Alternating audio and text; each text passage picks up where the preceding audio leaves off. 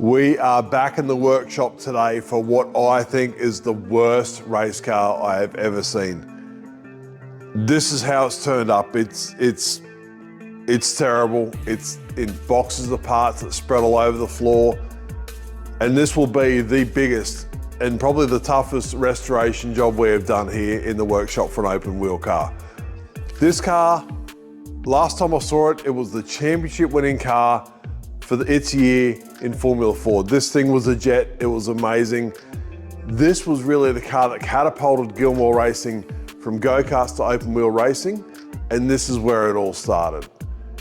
And now look at it, it's a bunch of rusty tubes, there's stuff missing, there's broken, it's half pulled apart, it's an absolute mess. But Chris Gilmour has bought his car back, he wants this thing restored back to brand new, back to how it won the championship for him.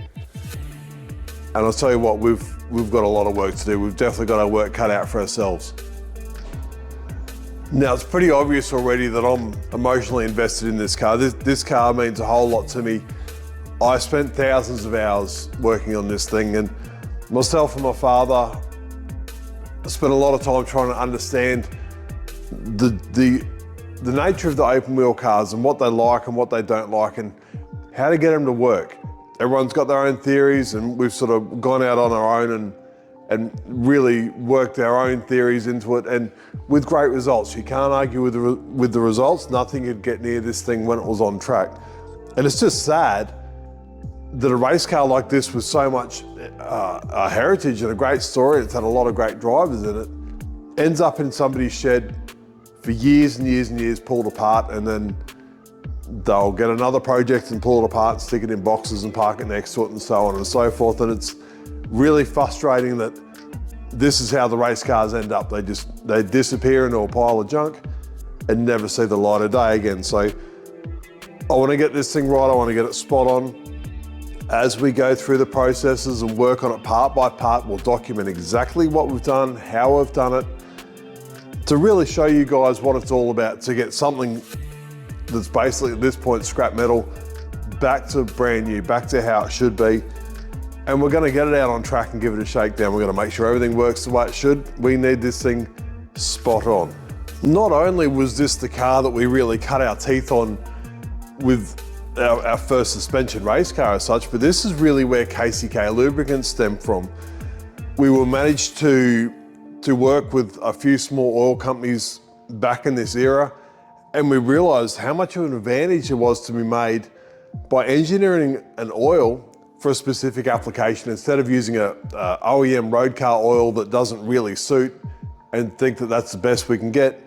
We really got to work closely with the engineers and the scientists and the chemists to tell them exactly what we needed out of our engine oils, our gear oils, and even the brake fluids, how we wanted them to behave in this particular application. And we had the longest service life of anybody on the grid. Our stuff lasts forever.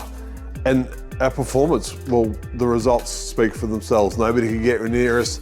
We had basically zero mechanical failures. We had two component failures for maybe 2 years of racing. But this is sort of where it all started. So once again, I'm very passionate about this car. I've got a lot of fond memories, and I probably hated it a little bit for the amount of hours I spent on it. But this was the car that made it all happen for us. Now we need to start somewhere. So we're going to start with the chassis first. It's the biggest single component we've got. It's probably taken up the most floor space, so we'll get into this bit first. We need to get it stripped down properly. We need to get all the little bits and pieces off it that the last guys have left on. We need to get it cleaned up. And we need to make sure this thing has no cracks. They are known for cracking. It's part of the gig, it's how they go.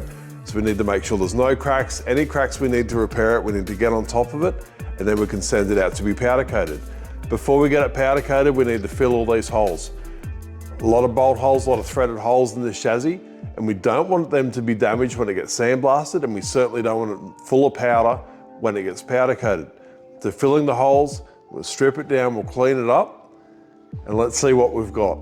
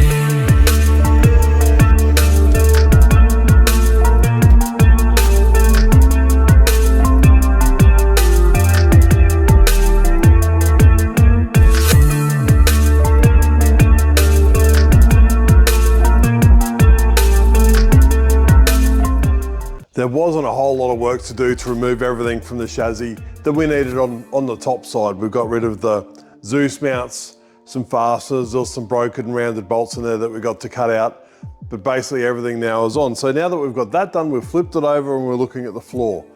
The floor in this car is actually a structural part of the chassis, and it's used even as ballast. If we've got a light driver in, we can put a heavy, thick floor on it, and that gets the weight in the perfect position. It's at the bottom of the car as low as we can possibly get it, so the least effect on performance, but still adding the necessary weight to the car.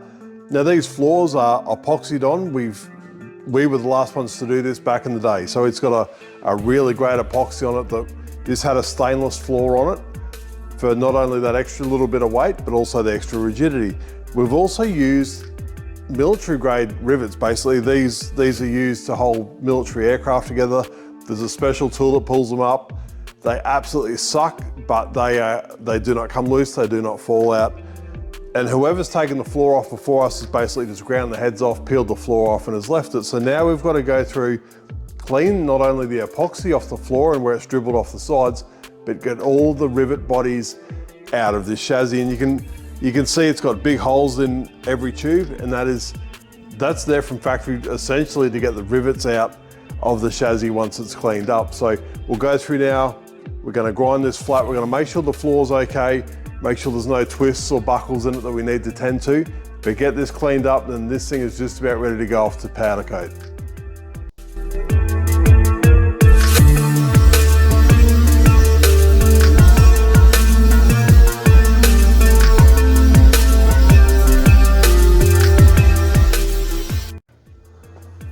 After a bit of work, we're back to the bare chassis. We're ready to get this thing coated. We've got all the floors sanded up, all that terrible epoxies off the floor. It turned out to be really good stuff. It didn't want to come off. All the rivets are out of the floor. We've checked everything. We need to make sure that all the repairs are done before it gets coated. Obviously, we don't want to get it back from powder coating, realize it's got a crack, and then have to do it all over again. We'll put a little bit of orange tape on the bits we don't want blasted and we don't want powder coated. They're the stubs for the front rockers for the suspension. They've got needle rollers that run on them. If they can leave them alone, it works out better for everybody. But we think we're in a pretty good place. We're looking pretty good.